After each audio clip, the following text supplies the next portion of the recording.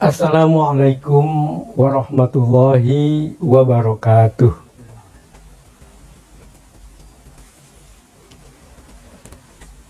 Kebijakan dan kemaslahatan. Para ulama menetapkan kaidah fikih, kaidah pembentukan peraturan hukum atau perundang-undangan dengan kalimat pendek berbunyi tasarruful imam ala ra'iyah manutun bil maslahah. Kebijakan, aturan, ketentuan-ketentuan yang dibuat oleh imam, oleh para pemimpin terhadap rakyat harus didasarkan ke kemaslahatan. Jadi aturan apapun dalam peraturan perundang-undangan apapun, dalam turunan undang-undang seperti peraturan pemerintah dan aturan-aturan lainnya, itu termasuk ke dalam tasarruful imam, kebijakan-kebijakan, aturan-aturan, arahan-arahan para pemimpin terhadap rakyat.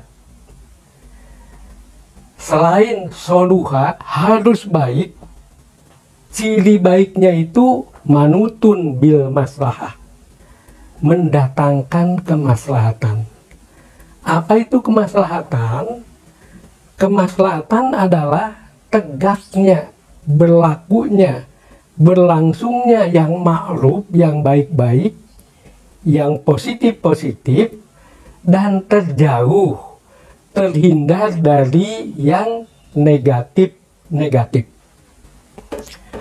Intinya dua, dan itu sangat mudah untuk memahami amar ma'ruf, nahi munkar. Menyuruh, mengatur, mengajak, mengarahkan kepada yang ma'ruf. Kalau yang ma'ruf nanti tentu akan berisi kemaslahatan, kebaikan, ketertiban, keamanan, ya, kesejahteraan, ketenangan, ketentraman bagi rakyat. Dan terjauh dari yang munkar, yang buruk-buruk.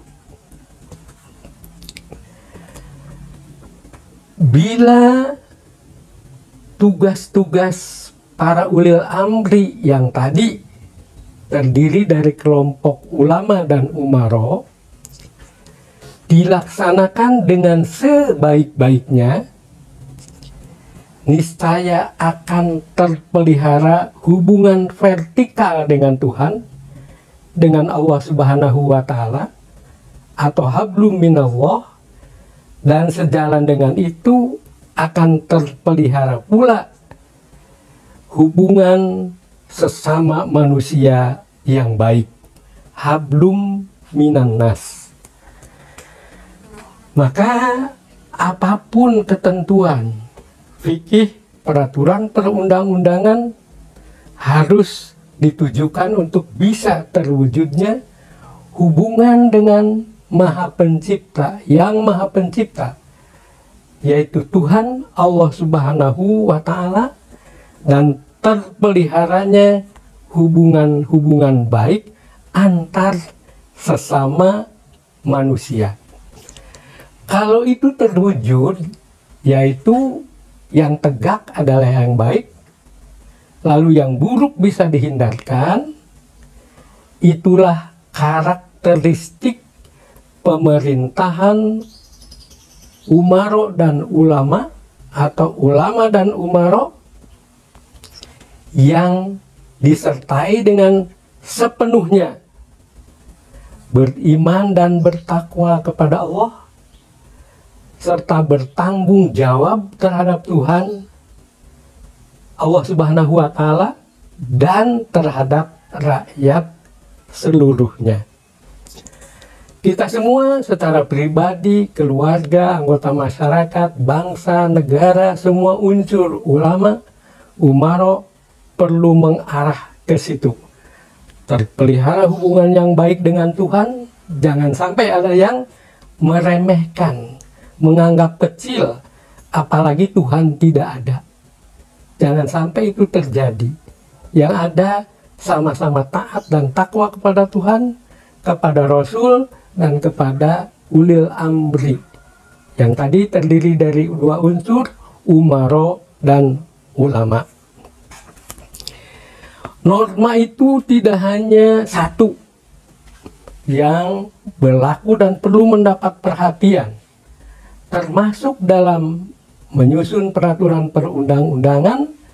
Norma itu antara lain norma agama, norma adat, norma moral, dan norma hukum.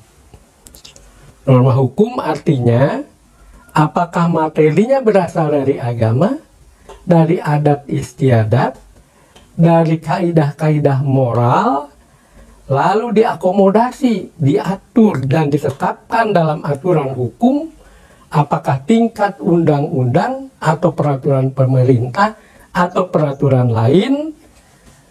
Jika memperhatikan norma-norma itu dan tidak bertentangan dengan norma-norma baik yang berasal dari agama, adat, moral, dan hukum, maka setiap produk dan kebijakan akan berisi dan mendatangkan kemaslahatan bagi rakyat. Nah, norma-norma itulah yang perlu mendapat perhatian. Sekali lagi, norma agama, norma adat, norma moral, norma hukum. Karena itu, kalau dilihat dari sini, di mana tempatnya untuk dibenarkan? Bagaimana bisa dibenarkan orang-orang yang berdalil dengan hak asasi manusia? Zina boleh asal suka sama suka. Judi begitu, asal kemauan sendiri.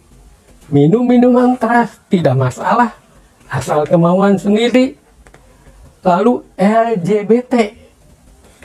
Nah, kalau kita memperhatikan norma agama, adat, moral, dan hukum, di mana letaknya mereka? Mereka itu perlu dibawa, diarahkan ke norma yang benar, yaitu norma agama, norma adat, norma moral yang lurus, dan norma hukum yang tentu disusun dengan baik. Bukan berdasar kepada hak asasi manusia.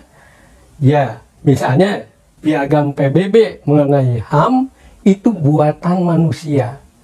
Manusia yang sekular, bukan manusia yang agamis. Mereka berpikiran pisahkan agama dari negara. Negara adalah negara, tidak boleh dipengaruhi oleh agama.